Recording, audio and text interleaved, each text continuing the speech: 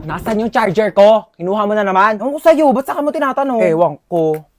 Eto, akin to, di ba? Ano sa'yo akin yan eh? Sa akin to. O bakit? Sino bang bumili niyan? Si mama. O bakit sa'yo lang ba si mama? Sa akin niya to binili. Pera muna saglit eh. Kitang sira yung charger ko. Makikicharge lang. Pakailan ko naman kung sira yung charger mo. Kasalanan ko ba, ha? Akadamot mo, ganyan ka na dahil lang sa charger, Hindi nagpapakilala naman rin ka. mag-ingat ang ganyan gamit ka mo pala. eh. Tapos kukunin ko yung charger ko. Pakalamera Para lang sa charger, nagkakanya-ganyan ka. Sira-sira mo yung charger mo, Nakakadamot tapos kayo nasira, magpairam. kukunin mo yung Sabihin sa na akin. kayo magpairam, hindi yung dami mong sinasabi dyan.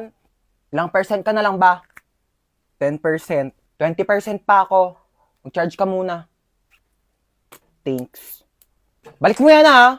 Paano ba kasi ilak tong ano? Ilalak mo lang ganyan. Pati ba naman yan kasi tinatanong pa. Pwede, sorry. Sorry, sorry na. Ikaw na magaling. Talaga? Pati ba naman kasi yan, di mo pa kayang gawin? Ano ba Sorry kaya ah, gawin? Wala ka perfect namang mo kayang kasi. gawin. Kala mo di ka nagkakamali. O Kala bakit? mo Sino alam ba mo lahat nagsabing ng mga perfect bagay ako, sa ha? mundo, May no? sinabi ba akong perfect ako, ha? Dami pa kasi sinasabi, pwede namang ituro na lang. Puro ka kasi tanong. Lahat na lang, di mo na lang Sabihan kasi pa ako tignan ng para sa ano-ano. sarili mo. Galing-galing mo kasi napaka-perfect mong tao, di ba?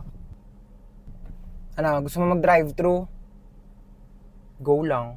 Okay. Ikaw magbabayad, ah. Ba't ako magbabayad? Ikaw magbayad, ikaw nagyaya eh. Oo na, ako na. Tingin mo may pambayad ka, wala ka namang pera.